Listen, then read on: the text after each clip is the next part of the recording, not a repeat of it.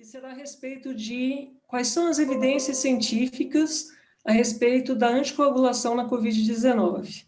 Acho que teremos boas discussões e iniciaremos com a apresentação de 10 minutos e, na sequência, então, vamos para as discussões e tirar as dúvidas que vocês encaminharem por mensagens.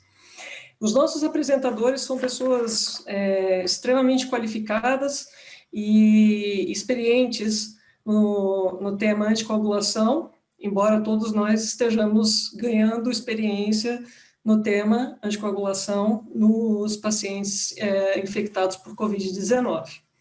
Então, estarão conosco a doutora Ana Tereza Cavalcante Rocha, que é professora adjunta do Departamento de Saúde da Família da Faculdade de Medicina da Bahia, coordenadora do programa de tabagismo e pneumologista do Hospital Cardiopulmonar Clion, também em Salvador, doutora em Medicina pela Universidade Federal da Bahia e mestre em Ciências da Saúde para Pesquisa Clínica pela Universidade de Duke, fellow do American College of Chest Physicians. O Dr. Marcelo Basso Gazana, de Porto Alegre, mestre e doutor em Ciências Pneumológicas pela Universidade Federal do Rio Grande do Sul, coordenador do Grupo de Circulação Pulmonar do Serviço de Pneumologia do Hospital de Clínicas de Porto Alegre e chefe do Serviço de Pneumologia e Cirurgia do Hospital Moinhos de Vento. Professor do Programa de Pós-Graduação em Ciências Pneumológicas da Universidade Federal do Rio Grande do Sul. E a nossa querida professora e convidada, hematologista, professora Deise Maria Lourenço, professora associada livre-docente responsável pelo setor de hemostasia e trombose da disciplina de hematologia e hemoterapia da Escola Paulista de Medicina, Unifesp. Os nossos apoiadores para esse evento são os laboratórios Axé, Beringer, Glenmark e Vertex. Eu gostaria de lembrar que as perguntas devem ser encaminhadas através do QA, e não através do conversa, bate-papo, tá bem? Porque fica mais fácil da gente organizar. Então, lembrar perguntas enviadas pelo QA. E é com imenso prazer que eu convido esqueci de me apresentar, né? Verônica Amado, professora associada da Universidade de Brasília, pneumologista. E é com imenso prazer que eu convido a professora Deise para iniciar a apresentação dela de 10 minutos e, em seguida, vamos iniciar as questões, perguntas e discussão. Por favor, professora. Muito obrigada, Verônica. Vocês me veem? Vemos bem. Obrigada. Primeiro, eu queria agradecer pelo convite, é uma honra estar entre pneumologistas, eu sou uma hematologista dentro dessa história. A gente vai comentar um pouco sobre a fisiopatologia da coagulopatia associada à Covid-19. Então, tudo começa lá quando o vírus entra na célula e causa, né, desencadeia um processo de ativação de inflamação, o que a gente chama de tempestade de citocinas, eu gosto dessa ideia, desse furacão, e que vai acarretar numa série de lesões celulares, aumento de permeabilidade de célula, ativação da coagulação, tanto plaqueta quanto da geração de trombina, e isso se espalha, ele começa no pulmão e acaba tendo efeito sistêmico que termina com microtromboses e inflamação sistêmica. Então, se a gente olhar esse slide, ele é confuso assim, de propósito, é só para chamar a atenção que a interação de vários sistemas, né? E o que o sistema de coagulação, ele está aqui no centro, ele acaba sendo ativado, e ativa a plaqueta, e ativa a formação de trombo, lesa a célula endotelial, vários atores nesse teatro dessa confusão que é a COVID. Eu chamo a atenção aqui que o fator 10 ativado e a trombina, eles têm um papel central na coagulação, mas eles são um dos atores deste processo, né? Só para lembrar isso. Esse processo acaba se espalhando, né? Eu trouxe aqui só para a gente lembrar o trabalho elegante da doutora Eunara, lá do HC de São Paulo, que com autópsias minimamente invasivas, lá no começo da pandemia aqui em São Paulo, mostrando a presença de microtrombos em circulação pulmonar, e depois esses achados, né, a própria presença do vírus na célula endotelial. E esse outro estudo também elegante em capilaroscopia sublingual, em vivo, aqui, do pessoal lá de Ribeirão Preto, mostrando a presença de trombos dentro dessa microcirculação. Isso é para lembrar que não acontece trombose só na perna ou só no pulmão, mas é em toda a microcirculação, em todo o organismo. Agora, entrando na hematologia, nos testes de coagulação, o primeiro que chamou a atenção, já lá na China ainda, é o dedímero, né? Que o Tang mostrou que os pacientes que sobrevivem, e estão em azul aqui, têm o dedímero mais baixo do que aqueles que morrem da Covid, né? Então, ele já naquela época mostrou o que é um parâmetro que marcava a sobrevida. E o outro estudo que mostra a associação tanto do dedímero quanto a interleucina 6 marcando gravidade da doença. E você vê que é o dedímero junto com o marcador inflamatório, tá certo? E que provavelmente esse dedímero não é só porque está fazendo trombose, mas ele é um marcador de gravidade da extensão desse processo.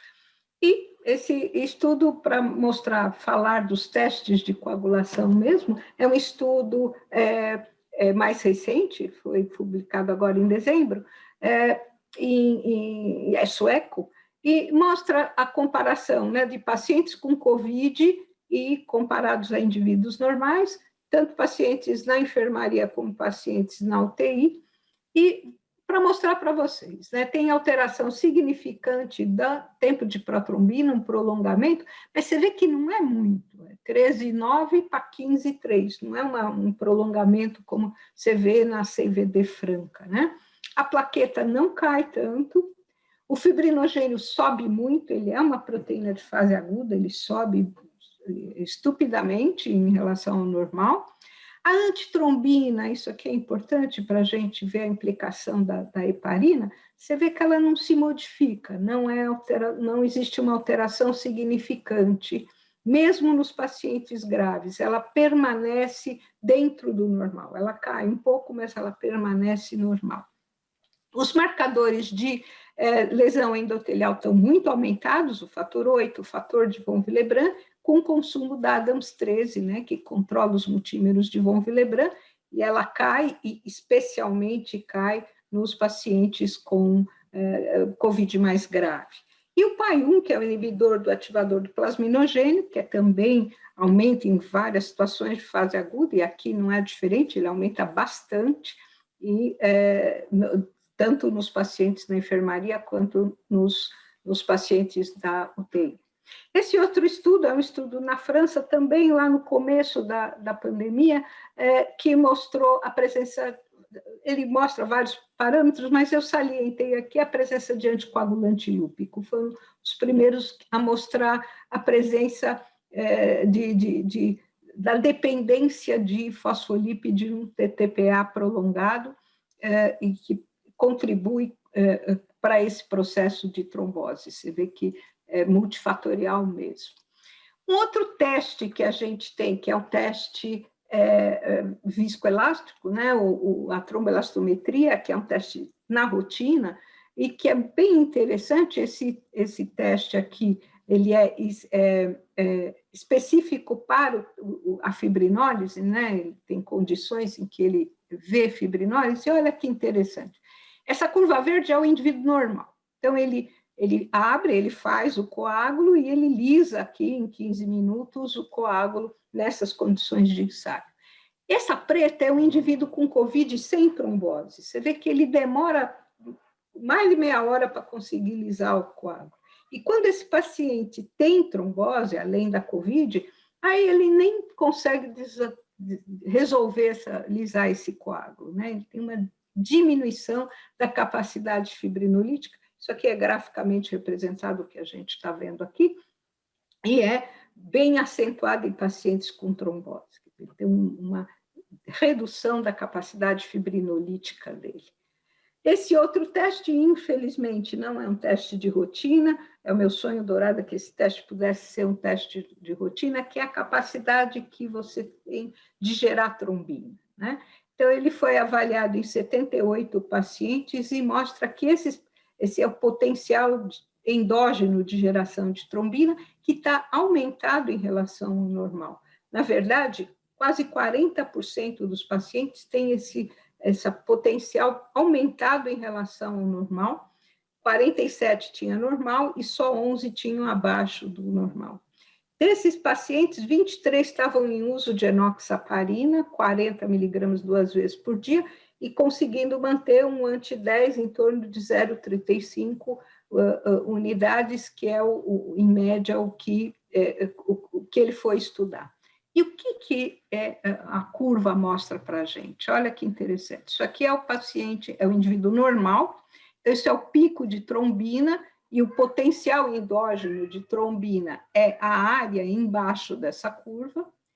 Isso aqui é o indivíduo normal, esse azul, é o indivíduo normal tomando heparina, na dose de heparina de baixo peso, numa dose capaz de fazer um anti-10 de 0,4, tá certo? E isso é um paciente com COVID, que a despeito de ter o mesmo anti-10 de 0,4 unidades por ml, consegue gerar trombina como se nada acontecesse, como se ele não tivesse anticoagulado, tá? Isso talvez mostra, né, a falha, às vezes, do que se observou no início, do tratamento com heparina em alguns desses pacientes. A antitrombina não deve ser a explicação, como eu mostrei, ela é normal, mas deve ser a quantidade de trombo formado que de ativação da coagulação, que ser muito extensa mesmo, né? Resumindo, a COVID, a gente tem uma ativação localizada, isso progressivamente, né? Localizada da coagulação, você tem aumento de dedímero. A coagulopatia associada à COVID, então, é caracterizada por queda discreta da plaqueta, aumento de dedímero, prolongamento do TP e presença de trombose na perna, no pulmão, macro, e micro, que traduz-se pela insuficiência de órgãos. Essa coisa é aumentada por fibrinogênio alto, fator de von Willebrand alto, mostrando lesão endotelial, e, eventualmente, a presença dos anticoagulantes lúpico, anti-beta-2, glicoproteína 1, que são os anticorpos antifosfolípides. E a evolução para piora disso, aí sim, é a CIVD clássica, né? Com consumo de fator, plaqueta cai, dedímero sobe, TP prolonga e o fibrinogênio cai muito. E a questão que já perguntaram e que a gente tem a dúvida, após a alta hospitalar, o que fazer com esse paciente que teve COVID? E essa placa mostra bem onde é que a gente está, né, para definir os caminhos do como a gente aborda esse paciente depois da alta. Mas o que a gente tem de dado? Então, esse estudo aqui em italiano, que fez a medida do dedímero em 80 dias após a alta hospitalar, dos 743 pacientes, 61% tinham dedímero normal, abaixo de 500, mas olha aqui, 19% desses pacientes têm dedímero acima de 1.000, 5% acima de 2.000, certo? Então, existe a chance de persistir com dedímero alto. Isso aqui é aqueles parâmetros daquele estudo que eu mostrei no início, o sueco, e que olhou esses pacientes 4 meses depois da alta. Então, ele teve a chance de olhar 52 pacientes, e você vê, né, o TP normaliza, o fibrinogênio normaliza, o dedímero normalizou, a maior parte dos pacientes tinha dedímero normal, fator 8 e von Willebrand também, mostrando que a lesão endotelial resolveu. A antitrombina, que eu falei para vocês, que não tinha caído muito, tinha estado dentro do normal ainda, ela volta para os níveis um pouco mais altos, e aqui é interessante, o potencial de geração de trombina desse cara continua alto, tá vendo? Em relação ao indivíduo normal, ele continua gerando muita trombina, e o tempo de lise de coágulo dele também continua prolongado, né, mostrando que essa parte ainda tinha resquício dessa alteração, mesmo 4 meses depois da alta. E esse estudo aqui foi apresentado no Congresso de Milão, cada um na sua casa, todo mundo em Milão, né? Da STH, que é um estudo belga que olhou 102 pacientes após a alta, 8% deles tinham recebido profilaxia e não teve nenhum tromboembolismo sintomático, só teve uma TVP assintomática que só descobriu por pesquisa ativa, mas olha o que acontece com o dedímero, que eu quero mostrar isso. Isso é o dedímero desse pessoal quando internou, o máximo valor que ele conseguiu alcançar na internação e depois na alta. E olha que depois de um mês de observação, no acompanhamento, esses pacientes alguns mantinham um dedímero bem elevado ainda. Então, em resumo, era isso que eu queria chamar a atenção dos testes, né, na minha contribuição como hematologista, e é como aquela fábula indiana, né, dos cegos descrevendo um elefante, cada um vê uma tromba, o outro aparece uma orelha, o outro parece o rabo, e eu acho que esse consórcio de multidisciplinar é importante para a gente abordar essa doença que é tão desafiadora. Muito obrigada pela atenção de vocês.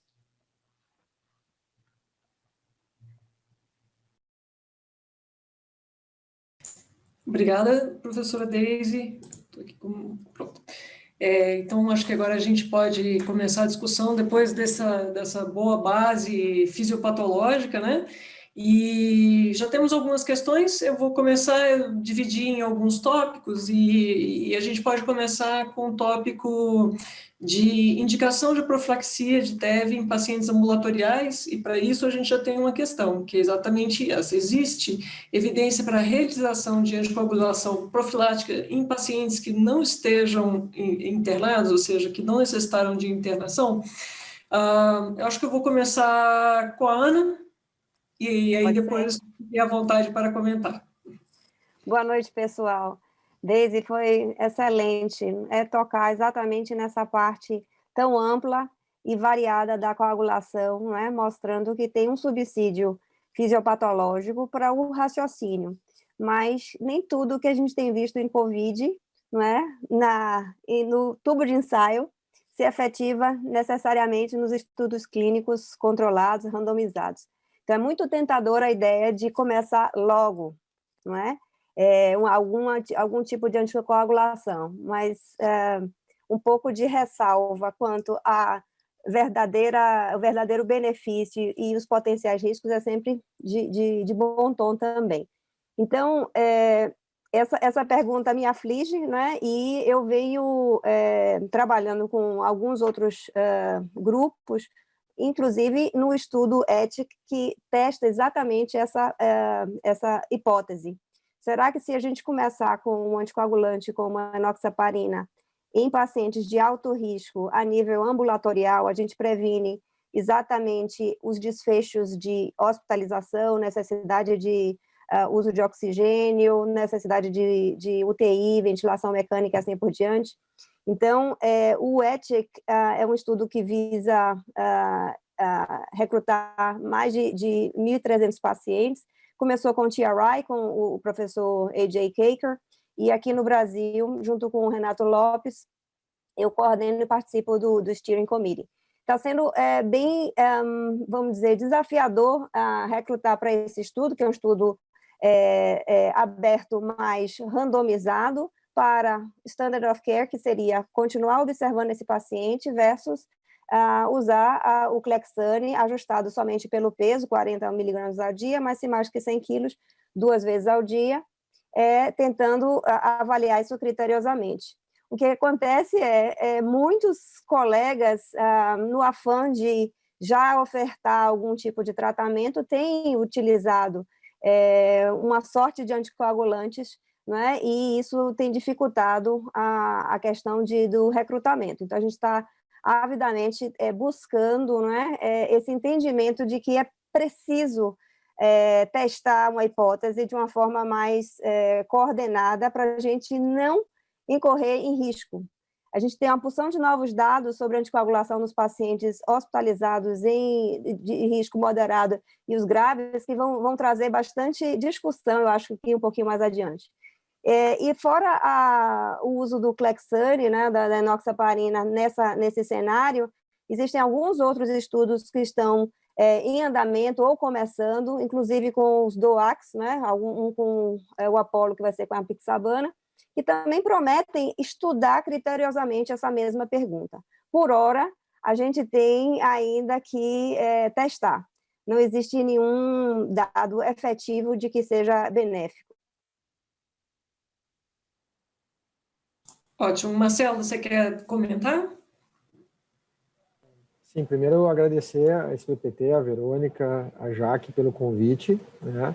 Agradecer a doutora Daisy pela essa introdução, facilita muito a nossa discussão. E eu concordo muito com a Ana, né? A gente vê, tanto na questão experimental, quando migra para a parte clínica, a fisiopatologia nem sempre ela se traduz por benefício. Porque uma coisa, assim, tem coisas metodológicas que eu queria até começar, não especificamente só para a COVID, mas que a ciência foi decapitada nessa pandemia, né? As pessoas esqueceram o que aprenderam na metodologia científica na faculdade ou não aprenderam, né? Então, primeira coisa é que o risco elevado não quer dizer que aquela terapêutica vai reduzir o risco. Eu tenho que demonstrar isso, né? O fato de ter aumentado o risco, por exemplo, de dímeros altos, não quer dizer que se eu der anticoagulante vai reduzir esse risco, né? Isso é uma coisa. Outra coisa é relacionado aos estudos, né? A gente foi inundado de estudos observacionais, né, que mostraram o benefício da anticoagulação. Estudo observacional é um gerador de hipótese. Para terapia, ele é horrível, né? A gente viu vários exemplos, azitromicina, hidroxicloroquina, plasma convalescente, mostrando benefício em grandes estudos observacionais, com milhares de pacientes. Quando se foi testado num ensaio clínico randomizado, que é o delineamento adequado para demonstrar terapêutica, não funcionou.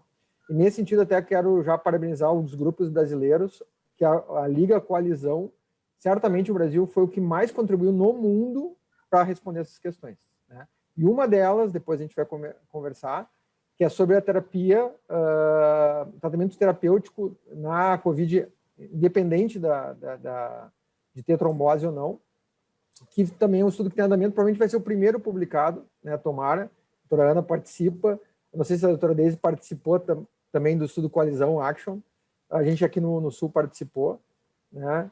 Então, acho que isso realmente é fundamental, né? A gente teve, além dessa questão observacional entrando randomizado, a gente foi uma enxurrada de pré-prints, que depois vem os press release, né, que não é estudo nenhum, né, ou o inverso, e quando tu vê, o benefício vai diminuindo, né? Pré-print, press release, e depois no estudo é outra coisa, né? Então, não dá para tomar conduta baseada em pré-print, que não tem peer review, press release, porque daí o pesquisador ele está entusiasmado com o seu resultado, mas não passou por ninguém, né? Todo mundo quer achar um resultado favorável, né? Então, acho que isso é uma coisa importante. E eu acho que um outro aspecto que eu queria ressaltar antes de falar da pergunta especificamente é que quando a gente conversa aqui, né, a gente está falando para um público. Isso é uma coisa, né? O caso individual é uma decisão médico-paciente, tá? Que a gente vai ter que fazer baseado na evidência, como eu interpreto a evidência, né? Tem gente que é mais exigente ou menos, e é diferente de guideline, que é uma coisa que tu faz para muitas pessoas seguirem. Então as pessoas dizem, mas esse guideline, eu participei de um guideline sobre Covid, nada funciona. Então não adianta, para que vocês fizeram esse guideline? Nada funciona. Não, mas é evidência. Eu não posso recomendar uma coisa que não funciona, né, que não tem evidência até aquele momento. Na prática, tu vai aplicar isso como tu quer. E pior ainda que o guideline é saúde pública. São recomendações governamentais, que têm mais peso do que sociedade, né? Então as pessoas têm que entender que tu não pode ser recomendando uma coisa que vai ser seguida depois por milhões de pessoas. Por exemplo, uma palavrinha no New England Journal of Medicine vale milhões de dólares. Porque se lá disser que funciona, todo mundo vai chegar, ler o abstract e vai dizer, não, mas no England está publicado, eu vou usar, né? Então, todas essas reflexões vão valer para tudo, eu acho que a gente vai falar aqui, né? Tem que cuidar, a gente está falando aqui a opinião de especialistas, baseados na nossa interpretação individual de cada, e não é um dogma que tem que ser seguido. A pessoa tem que interpretar o que a gente está falando. A gente pode estar falando errado, ou falando certo até aqui, né? Com base na nossa interpretação da literatura, né? Então, depois dessa filosofada inicial, eu concordo com a Ana. Realmente, a gente, seguindo os guidelines, embora a gente seja tentador, né, iniciar ambulatorial, não tem evidência até o momento. Acho que, como recomendação, não deve ser seguido.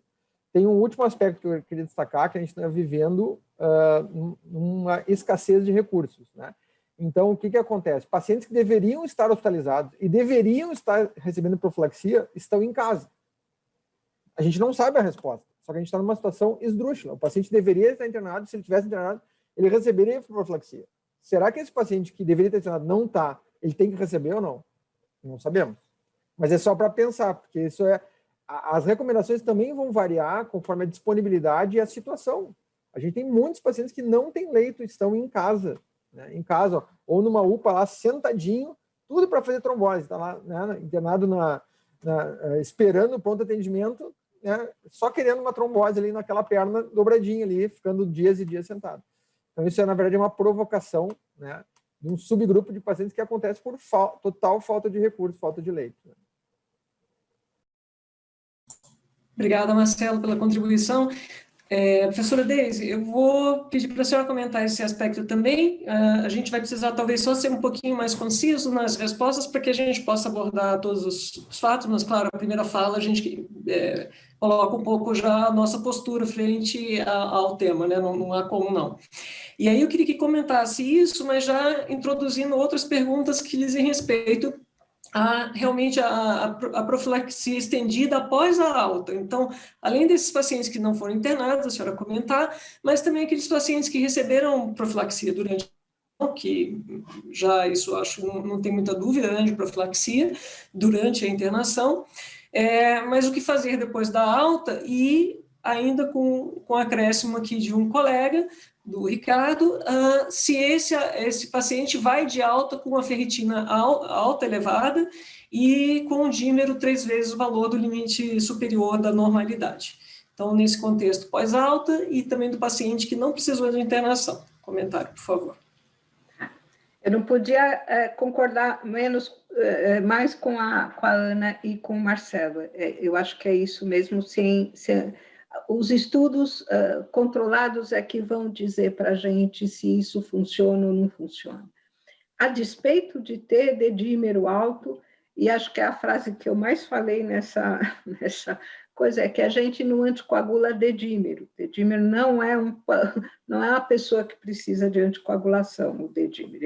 Ele está alto porque você faz uma bagunça tamanha e ele vai persistentemente alto, e a despeito disso, a gente tem, ainda que em estudos observacionais, mostra que essas pessoas vivem sem trombose, a incidência delas acaba sendo baixa, na verdade.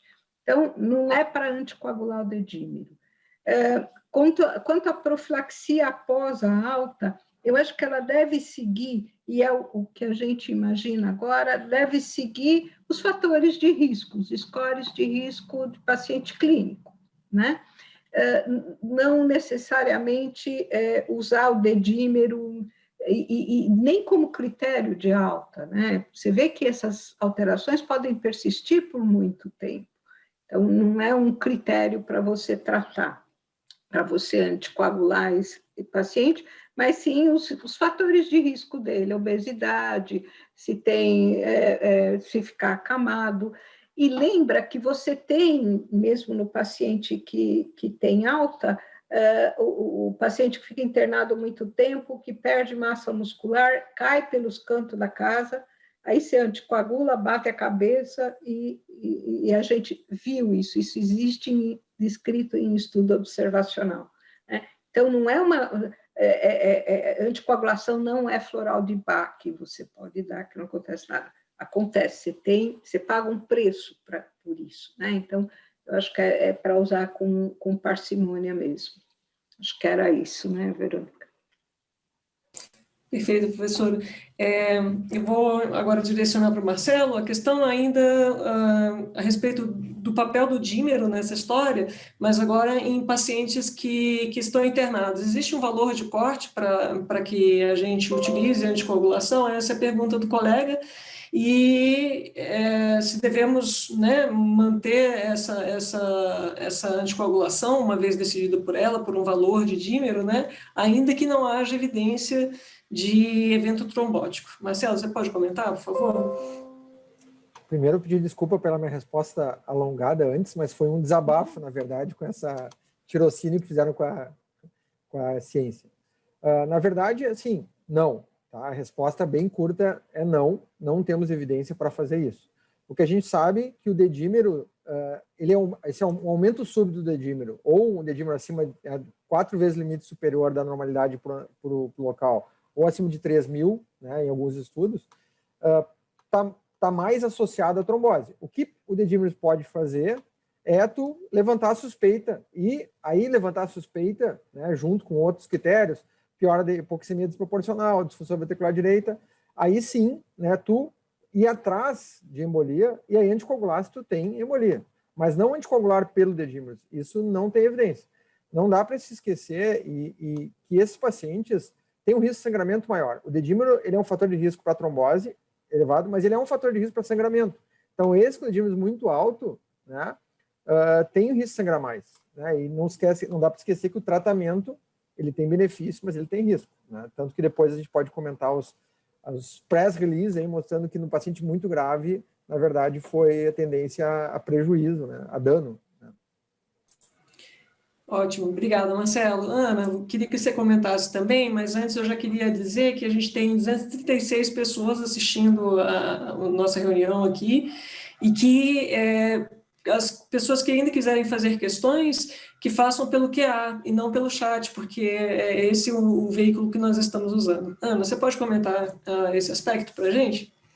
Pronto, eu gostaria de começar pelo final, da parte da extensão da profilaxia pós-alta, já que a gente fez esse jogo, para comentar mais incisivamente sobre a necessidade de reavaliar risco de qualquer paciente, COVID, não COVID, com pneumonia ou com qualquer hospitalização clínica, para estimar, como a Deise falou, quais são esses fatores de risco que levam, junto com a mobilidade reduzida, essa extensão do risco além da alta. É bem sabido que mais de 2/3 dos eventos tromboembólicos acontecem nos pacientes clínicos pós-alta hospitalar. Quanto mais precoce a alta, menos anticoagulação profilática e maior a chance disso. Então, é bem, vamos dizer, razoável pensar que no COVID, uma doença que é mais pró-trombótica do que as demais, eu adoro o termo novo, talvez novo para mim, chamado endotelite, tudo inflama, né, do endotélio, e especificamente o endotélio vascular. E pensar nessa possibilidade, não acho que deve se reinventar a roda. Se você já tem um score de Pádua, ou o score da diretriz brasileira, o algoritmo, reavalie seu paciente, e a questão do dímero, eu sei que é bem atraente, da gente usar como marcador. Mas, mais uma vez, existem pessoas testando isso. Então, o Spiropoulos, que é um dos autores principais, tanto do Magellan como do Mariner, que são estudos que testaram a profilaxia estendida com DOAX em populações de pacientes clínicos, publicou recentemente, no mês passado, né, uma validação do score de IMPROVE, que é um outro score para pacientes clínicos, adicionado do dímero-D, score IMPROVE-DD, validado em uma coorte de pacientes COVID. E nesta coorte ficou bem demonstrado que aqueles que têm um score acima de ou igual a 4 têm um risco de trombose de 5,7%, versus quando o score é entre 2 e 3. Óbvio, ele até calcula, não é, uma sensibilidade, especificidade, valor preditivo positivo ou negativo disso. Mas o que a gente pode extrapolar é que um paciente com passagem na UTI, imobilização porque teve ventilação mecânica, idade acima de 60 anos, uma história conhecida de trombofilia ou câncer, mais um dímero 2 vezes o limite superior da normalidade, uma combinação desses leva o paciente obrigatoriamente a um risco prolongado. É neste paciente que a gente deve ponderar. Tem risco de sangramento, tem muito alto risco de trombose, vamos pensar em estender. Com que estender é a outra questão. Se a gente deve usar a mesma medicação que estava sendo feita intra-hospitalar, tem debate, porque o Exclaim foi um estudo que testou a enoxaparina até 28 dias, com algum benefício, mas com aumento do risco de sangramento grave, de 0,9 para 0,3. Isso foi estatisticamente significante. Então, melhorou a questão de diminuir eventos, mas aumentou o risco de sangramento. A mesma coisa a gente pensa com os DOACs. É muito curioso, muito assim, vamos dizer, convidativo passar para um comprimidinho oral. E eu já vi que tem 2 perguntas aqui do Vitor Mauad perguntando: a gente podia extrapolar os dados do Magellan e assim do Mariner para essa mesma população? Isso é muito convidativo. O Magellan foi revisitado, porque foi um estudo negativo com a rivaroxabana. Ele foi revisitado com os critérios do Mariner, que usou os 10 miligramas, mas numa população extremamente selecionada. Tudo e algo mais que pudesse fazer o paciente sangrar, tirava ele do estudo. Então, este é o maior desafio, eu penso, que é o paciente, eu acho que a gente consegue identificá-lo, mas qual é aquele que vai sangrar mais? Então, revisitar os critérios de exclusão do estudo Mariner e usar ele na sua prática, nesse sentido de que, então eu vou passar por um anticoagulante oral, e a ideia do Mariner era estender por até 45 dias. Será que todos eles precisam 45 dias? Também não sei, outra incógnita. Desculpe a resposta longa, mas esse tema é realmente Não, foi ótimo, porque aí você já respondeu a questão do Vitor, foi excelente.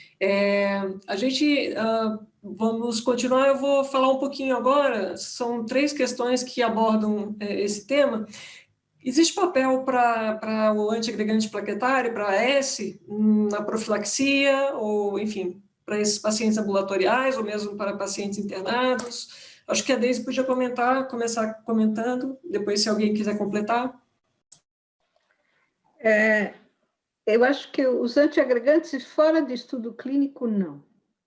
E mesmo mesmo para fazer profilaxia de trombose de evento venoso com antiagregante plaquetário, ainda que você tenha ativação plaquetária, um pouco a gente lembra de situações onde a gente tem ativação plaquetária, como na púrpura trombocitopênica trombótica, que você tem ativação enorme plaquetária, mas os antiplaquetários mais fazem sangrar e não mexem no processo. Então, eu acho que não é fora de estudo clínico, não. E nem creio que isso que a Ana chama atenção, uma coisa também do uso da heparina, que talvez a heparina tenha efeitos mais amplos do que os inibidores-alvo, né? Então, eu acho que essas coisas precisam ser analisadas em estudo clínico mesmo. Eu acho que não dá para ir no racional. Eu posso dizer que tem um estudo ongoing, dos que eu conheço, que é uma extensão do Active4, que estudou a anticoagulação plena nos pacientes graves e moderados, né? Acho que a gente vai ter chance de falar dessa nível de anticoagulação intra-hospitalar, e a ideia agora é testar exatamente a aspirina como um fator adicional. Hoje houve um seminário da ISTH que deve ficar disponível online e foi espetacular, no sentido de recapitular todos esses dados específicos dos estudos para, vamos dizer assim, desenhar essas ideias, porque nada está determinado. Por maior e melhor que seja um estudo só não deveria mudar a prática. Eu acho que aqui entra um outro... Posso complementar, Verônica? Claro. Não, acho que aqui entra um outro aspecto também interpretativo que é fundamental, que é a extrapolação de dados. Seja extrapolação de estudos, como já foram falados, né, fora da pandemia, ou mesmo comparar com outras pandemias. É comum tentar comparar com SARS, com MERS ou com pneumonia viral, né? Então, nem sempre isso é verdadeiro. A doença é diferente em alguns aspectos e a gente não sabe se dá para extrapolar ou não, né? Então, por exemplo, a questão do antiplaquetário, né? A gente sabe do passado que tem estudos onde funcionou, a aspirina tem algum benefício, mas sabe que é pior que os anticoagulantes, né? Então, se tu é disponível anticoagulante, não tem por que tu usar aspirina, a menos que o distúrbio plaquetário seja predominante em relação ao trombótico, que não parece, mas a gente também não sabe, né? Bom, a gente tem contextos às vezes do SUS, que o paciente não tem condições de usar anticoagulante, né, na alta hospitalar. Será que vale usar aspirina porque tem no SUS? Não sei, né? Então, não dá. E aspirina, mas é só 100 mg de aspirina. Não, pode fazer muito estrago. Todo mundo já teve pacientes que tiveram úlcera, pode morrer de sangramento. Então, concordo totalmente com a doutora Daisy. Neste momento, não. Vamos esperar os estudos para ver essa resposta, né? Ou se até podem ser adicionais, eventualmente, ao anticoagulante, usar os dois, né? A gente não sabe nesse momento. Toda vez que a gente juntou esses dois, só sangrou mais. Eu morro de medo de aspirina e acho é difícil acreditar que ela faz esse efeito, que ela faria esse efeito nessa situação. Mas vamos aguardar. Eu acho que agora, então, já que houve várias pitadinhas, eu acho que a gente poderia comentar a respeito da anticoagulação para os pacientes internados, né? Então, me parece que há um consenso entre o grupo aqui, e é o que a gente dispõe na literatura até agora, que não existe um valor numérico a ser seguido de dímero para iniciar a anticoagulação, mas que diante da evidência de um evento trombótico, aí sim a gente vai anticoagular. Então, quais são as drogas de escolha, e, enfim, quais os níveis que a gente deve utilizar, ou quais as doses que devemos utilizar. E eu vou aproveitar e incluir uma outra questão, que existe papel para a busca ativa de eventos trombóticos, por exemplo, ultrassonografia rotineira e periódica para tentar detectar ou antecipar um evento trombótico? Marcelo, começa, por favor. Bom, acho que a primeira coisa, em relação à anticoagulação, a gente tem que ter a alta suspeita, né? Uma coisa, acho que é bem importante a diferenciação. Uma coisa é tu anticoagular a doença, a coagulopatia. Outra coisa é tu ter suspeita de embolia. Se for olhar os guidelines, são exatamente iguais para guidelines fora do Covid. Então, tu tem suspeita, tu anticoagula e tenta fazer o diagnóstico. Isso não muda. Outra coisa é assim, independente por eu ter Covid, ter coagulopatia, eu vou anticoagular. Isso já foi feito na sepse, né? Na CIVD por sepse, já foi estudado. E foram outros fatores, não só anticoagulação, né? Então, são situações diferentes. Anticoagulação por si só e evento tromboembólico. A gente não sabe, por exemplo, se essas embolias que a gente encontra são tromboembólicas. Pode ser somente trombose in situ. Essas embolias, tu vai lá e procura TVP e não acha quase nunca. Ou tu acha só TVP, ou só acha aqueles trombos segmentares e subsegmentares, que é um outro pepino, né? Aquela coisinha, o cara piorou um monte, tem um pulmão branco e 2 trombinhos ali, né? E esse é um cara de alto risco. Será que vale esse paciente anticoagular? Né? Então, assim, a anticoagulação é por suspeita de embolia, ou embolia confirmada, ou outro evento trombótico tem anticoagulação. Questão da dose, né? Dose intermediária também não. Né? Também é tentador, não, o dedinho um pouquinho mais alto. Né? Uma coisa é profilaxia para um obeso, que tu tem que aumentar a dose, e isso está recomendado em outra situação. Outra coisa é para um paciente, né? Tem até eu vi um estudo da USP que eles usam proporcional ao dedímero. É uma evidência muito fraca, é um estudo observacional, né? Então, neste momento, usar droga intermediária, não. As pessoas se acalmem, né? Procurar a busca ativa, eu acho, também não, tá? Eu acho que tem que ter uma alta suspeição. Ficar fazendo eco tem um problema de falsa segurança, eu acho que isso é uma das coisas. Outra coisa é não esquecer que o eco, ele tem falsos positivos também, né? Então, tem várias situações. Então, não, tem que ter uma alta suspeição. Hipoxemia desproporcional, né? Realmente, dedímeros aumentar muito, né? Disfunção ventricular direita sem uma outra causa, isso sim tem que nos fazer lembrar de tromboembolismo. Tá? Isso. Perfeito. Deise ou Ana gostariam de complementar algo nessa resposta?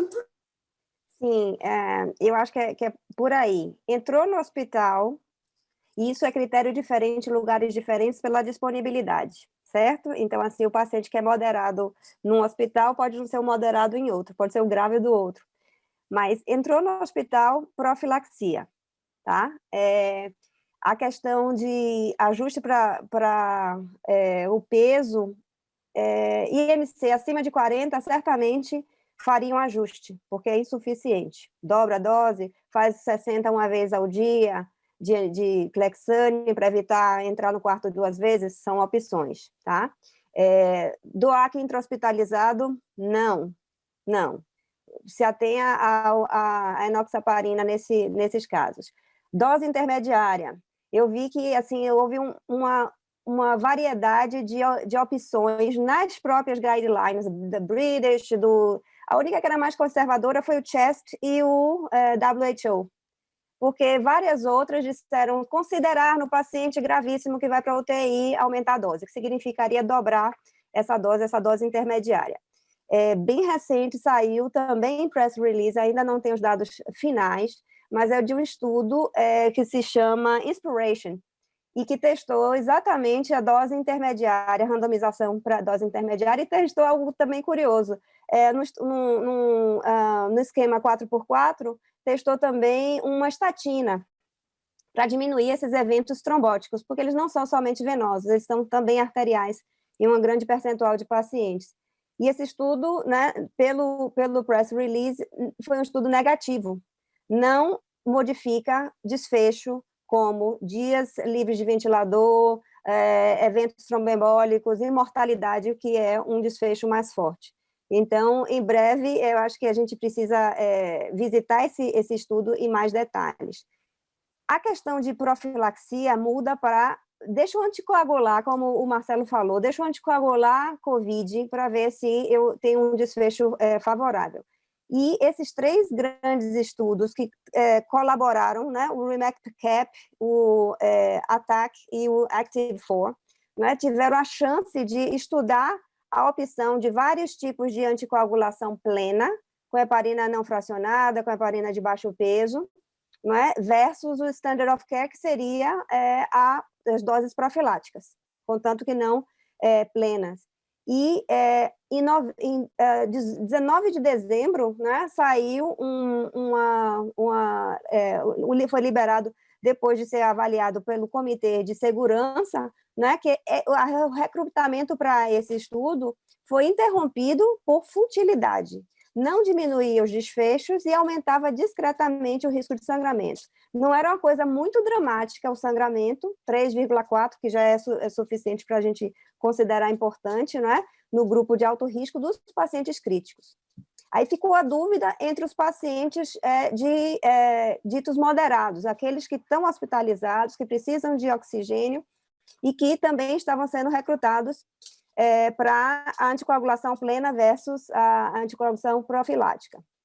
E aí, curiosamente, agora em janeiro, acho que foi 21 de janeiro, um outro press release mostrando que, depois da análise interina de segurança, foi suspenso o estudo por benefício. Veja que coisa curiosa em medicina. Aqueles pacientes mais graves para os quais a gente pensava que a anticoagulação ia ser tudo de bom, não mostrou benefício, ainda sangrou um pouquinho mais, e já nos intermediários, nos moderados, mostrou um benefício, tanto que foi parado, e essa publicação formal vai estar vindo à tona, sem aumentar tanto o nível de sangramento. Era 1,9 entre os de anticoagulação plena versus 0,8 na anticoagulação profilática. Então, a ideia que traspassa a partir disso é que, se a gente agir um pouco antes da catástrofe, da tempestade de citocinas e do agravamento, da intubação, das drogas vasoativas, da hipoperfusão, né, talvez a gente tenha essa chance. De novo, ainda vamos ver os detalhes desses estudos sendo publicados, e vai ser um grande estudo de múltiplos centros, né, mostrando essa evidência. Então, acho que a gente deve stay tuned, né? Tá ligado nisso para para realmente saber desse desfecho. E eu acho que o Marcelo participou também dos estudos do Coalizão, do Action, no qual a gente recrutava para os pacientes hospitalizados com um dímero acima de 500, não é, para usar um anticoagulante na dose plena versus a dose profilática de Clexane até alta. E esse estudo fechou recrutamento e deve ter a apresentação no próximo congresso do American College of Cardiology, como um artigo de late breaking news, né? Então, eu estou muito ansiosa para ter essa notícia, porque daí a gente vai responder duas coisas. Se essa anticoagulação com o DOAC no paciente hospitalizado funciona também, e se estender por 30 dias, porque era a proposta, também é benéfica. Ok, Daisy, eu vou te pedir para responder duas perguntas agora, que eu acho que vão mais no teu caminho aí.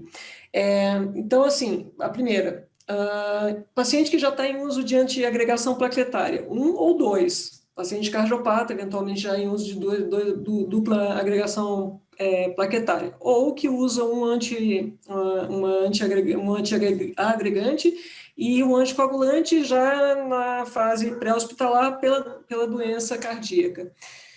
Muda alguma coisa na conduta em termos de profilaxia para TEV, quando esse paciente interna, se usa dupla agregação, eu vou colocar para esse paciente, porque o outro já vem em uso de DOAC, né? Então pode estar em uso de DOAC e um antiagregante. Então, nesses dois cenários, 2 antiagregantes, o que fazer em relação à profilaxia, e no outro cenário, um antiagregante e um DOAC já de uso crônico, num paciente que não tem evidência de evento trombótico decorrente da COVID, ou associado à COVID, vamos dizer assim.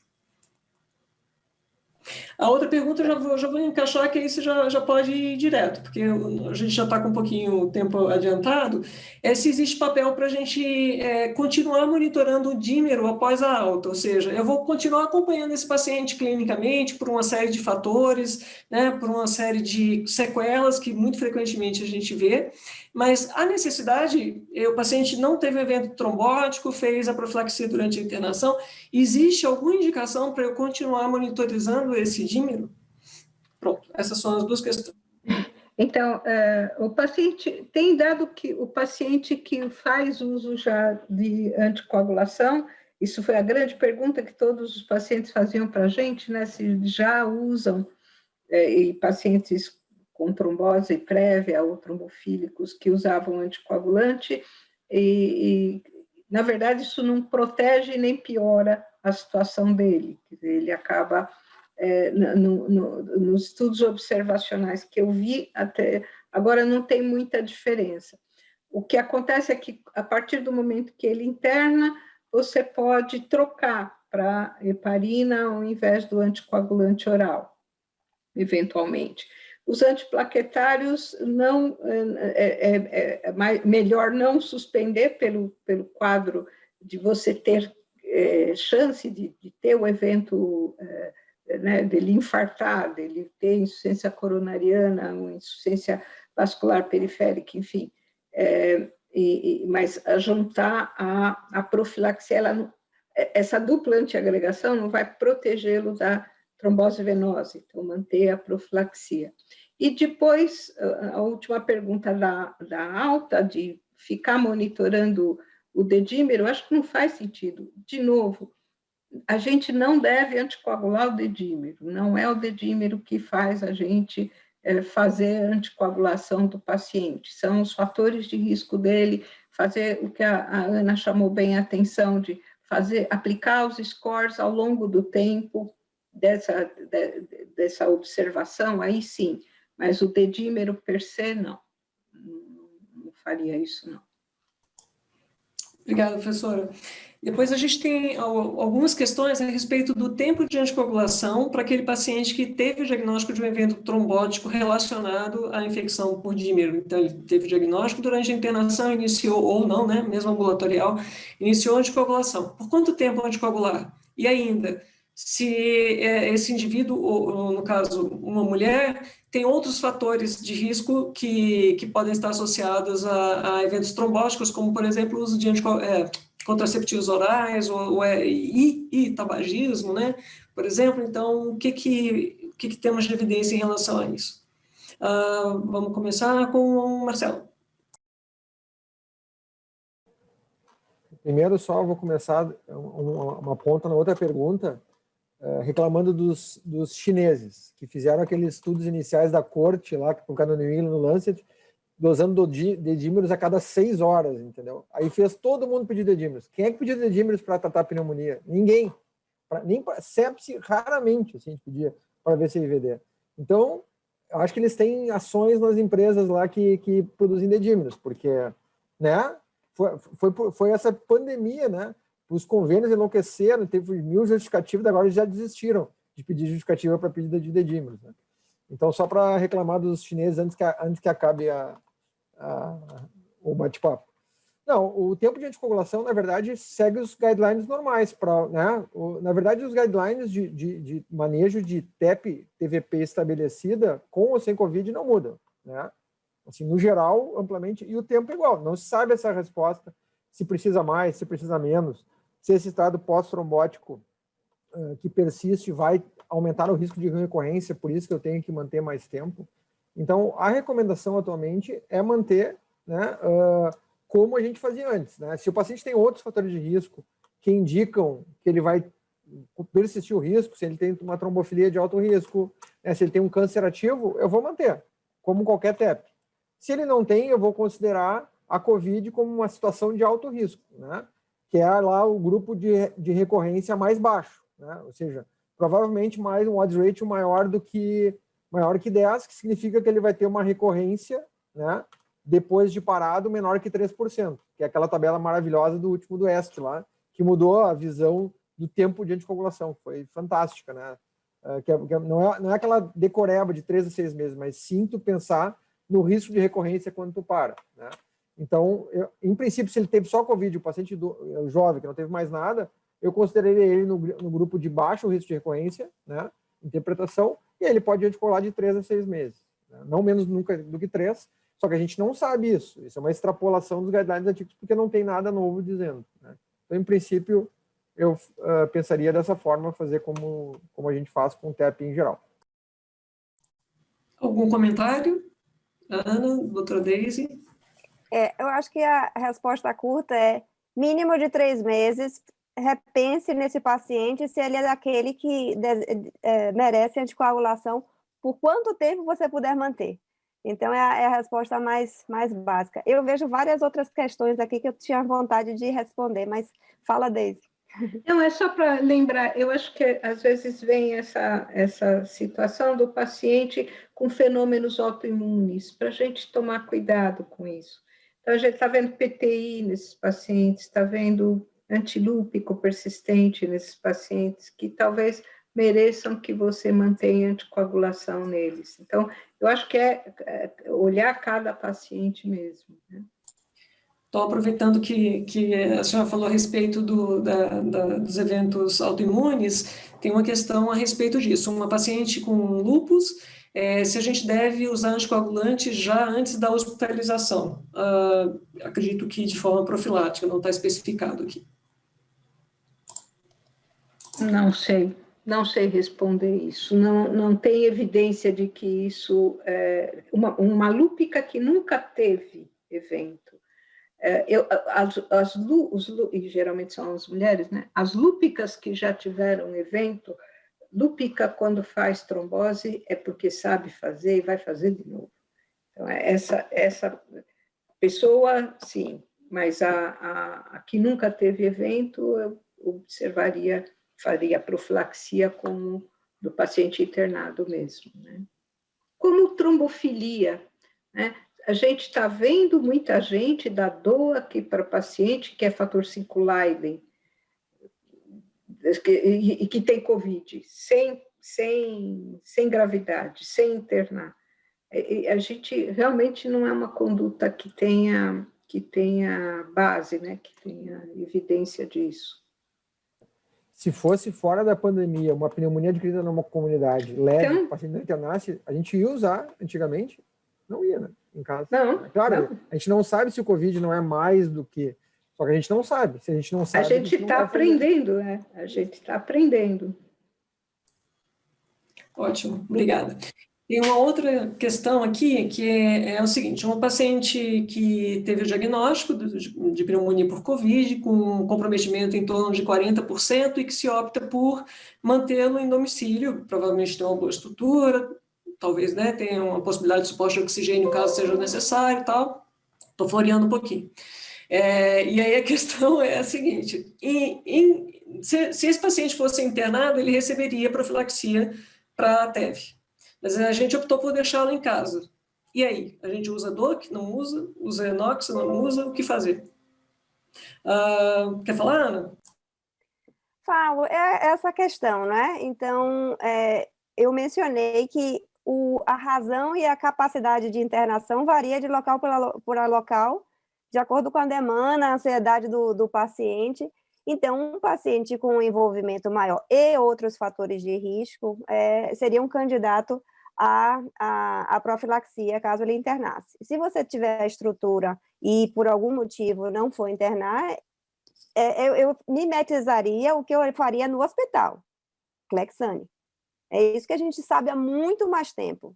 Os estudos Magellan e o Mariner, né, até o Mariner foi Clexane durante a hospitalização e DOAC fora, né? O único que foi negativo foi o Magellan, que usou do primeiro dia. Então, como é que eu posso extrapolar isso? Eu não faria, eu sei que é tentador, é mais barato, enfim, mas eu não faria, não. Eu vejo uma outra pergunta aqui, que eu acho que seria bem interessante a gente tocar, o colega Fernando Piccoli pergunta assim, se a elevação do dímero está relacionada à microtrombose a nível alveolar. Essa é uma pergunta assim, que tenta a gente, porque, não sei, Marcelo, mas eu já fiz diversas angiotomografias por piora clínica e não acho o trombo que eu queria para justificar a minha anticoagulação plena. É o feeling que vai ajudar. E eu vou também atestar que na beira do leito, às vezes a gente anticoagula pelo feeling, não é? E assim, o dímero mais alto ajuda. Agora, que ele pode refletir diretamente esse aumento, não, mas é um marcador de pior prognóstico, com certeza. O maior de dímeros que eu vi na vida, já vi muito tempo, não sou tão novo, que foi 180 mil. 180 mil. E não tinha trombose em lugar nenhum. Fiz ecodoppler 30 vezes, angiotomo, só não fiz cateterismo, coronariografia, mas o eletro não infartou. Então não tinha. Isso é uma endotelite enorme, uma baita CIVD. Se tem ou não benefício, a gente não sabe. Mas à beira do leito, se optou por anticoagular, entendeu? Mas isso é um caso muito pontual. A gente pode, inclusive, com essa anticoagulação, ter prejudicado o paciente. Felizmente, ele não sangrou, porque deu me matar, né? Mas é uma conduta individual, mas não pode ser uma recomendação, né? Aí é a questão do especialista. Os estudos, os guidelines recomendam, num caso assim, tu chamar um time, né, um PERT, né, um time de expert multidisciplinar para decidir em conjunto. Ninguém sabe a resposta, né? Só que tu tem que tomar a decisão no caso, né? Então, acho que é bem isso mesmo que a Ana falou. Você falando de dedímero alto, Marcelo, tem um monte de doente que anda com dedímero alto, se você olhar, e vivem assim. A Ana vê bastante lá os falciformes. Falciforme tem dedímero normal, normalmente ele vive assim, né? Não é? Então, precisa entender o que é o dedímero, né, nesse contexto. Eu vou tomar a liberdade de fazer só um comentário, porque eu acho que o grupo mais jovem que está vendo tudo isso e tudo, ou mesmo nós que já vimos outras coisas, né, acho que a gente esquece de algumas coisas. Por exemplo, o uso da proteína C recombinante para tratamento de pacientes com, na época, sepsis grave. Tinha um racional bonito, o trabalho foi positivo, e depois, na fase 4, foi tirada do mercado por aumento de sangramentos, né, graves. Então, eu acho que isso é um exemplo muito interessante, porque a gente realmente fica muito tentada a anticoagular esses pacientes, e diante de números assim, claro que a gente se assusta, mas é importante revisitar a história, lembrar de algumas situações onde a evidência aparentemente estava posta, e mesmo assim a gente teve que retroceder. né? A gente está realmente agora no finalzinho, eu vou ver se tem algumas questões ainda para responder. Bem rapidinho, então, agora eu vou pedir, tá? Paciente que tem um diagnóstico de TEP segmentar, eu acho que aí não tem muita dúvida que a gente vai anticoagular. Alguém discorda? Beleza. Então, a outra, no caso de uma alta precoce, suponho aqui que esteja nesse contexto também de uso de oxigênio, mas é um paciente que tem uma melhor estrutura e começou a uma curva de recrudescimento, melhora, e a gente opta por dar alta para essa pessoa. Mantemos a profilaxia ou não para esse paciente que ainda poderia estar internado? Marcelo? Os que entraram no Action saíram com rivaroxabana 20 miligramas dia por 30 dias. Estamos ansiosos para ver se isso funciona melhor do que manter Clexane até alta. Eu acho que a questão é a avaliação individual se os riscos persistem ou não, né? Normalmente, estudos de profilaxia em geral, eles vão até 10 a 14 dias, no geral, né? Assim, dose profilática.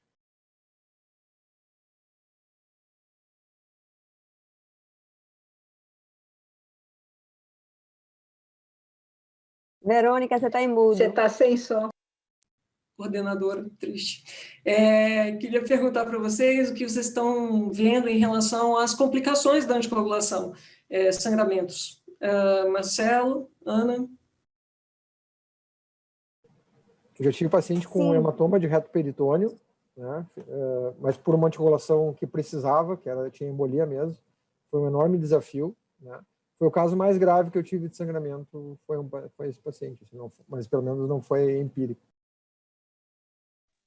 Eu tive uma empírica por gravidade, entrou em choque, politransfundida, mas saiu de alta, viva, então, sem oxigênio. Então, não sei se valeu, não é?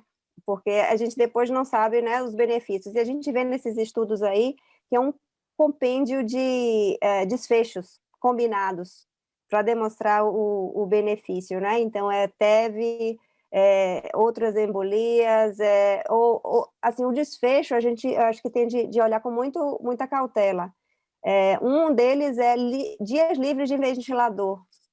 É um desfecho comum de ser observado nesses estudos, que não, vamos dizer, engloba tudo que a gente quer saber do nosso paciente, né? Então, a alta hospitalar, eu acho que em vida e funcionante, eu acho que é o melhor de todos. A gente ainda tem mais perguntas e eu queria dizer para as pessoas que fizeram essas perguntas que a gente vai responder posteriormente por e-mail, mas para finalizar, eu acho que gestação é sempre uma pulga, né, na nossa orelhinha aqui, então em pacientes gestantes, a abordagem em relação à profilaxia para TEV, ainda mais essas que já têm, né, o dímero habitualmente elevados, a gente segue os mesmos parâmetros que os outros pacientes com Covid, a orientação é a mesma, essa é a última pergunta, gostaria que todos comentassem e, ao final, a gente encerrará essa ótima discussão de hoje. Esse é o tipo que a gente anticoagula com vontade, profilaticamente, durante o maior tempo que você puder, e observar o tempo gestacional que ela se encontra, não é?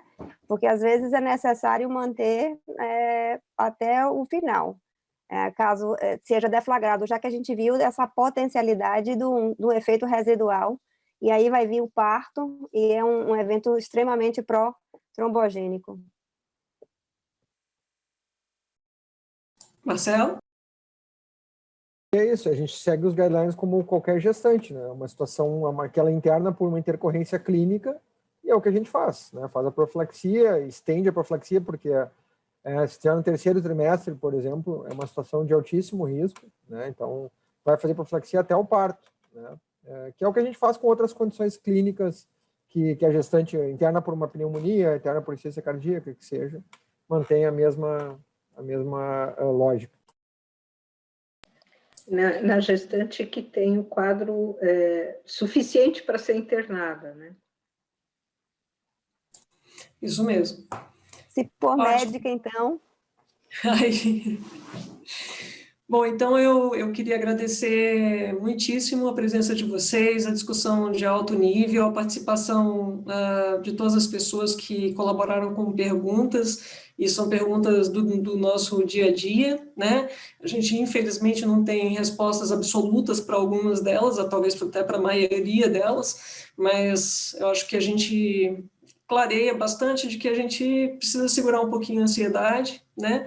Manter o que se tem de melhor evidência até o momento, sobre o risco de, se não fizermos isso, a gente pode estar imputando prejuízo para os nossos pacientes, né?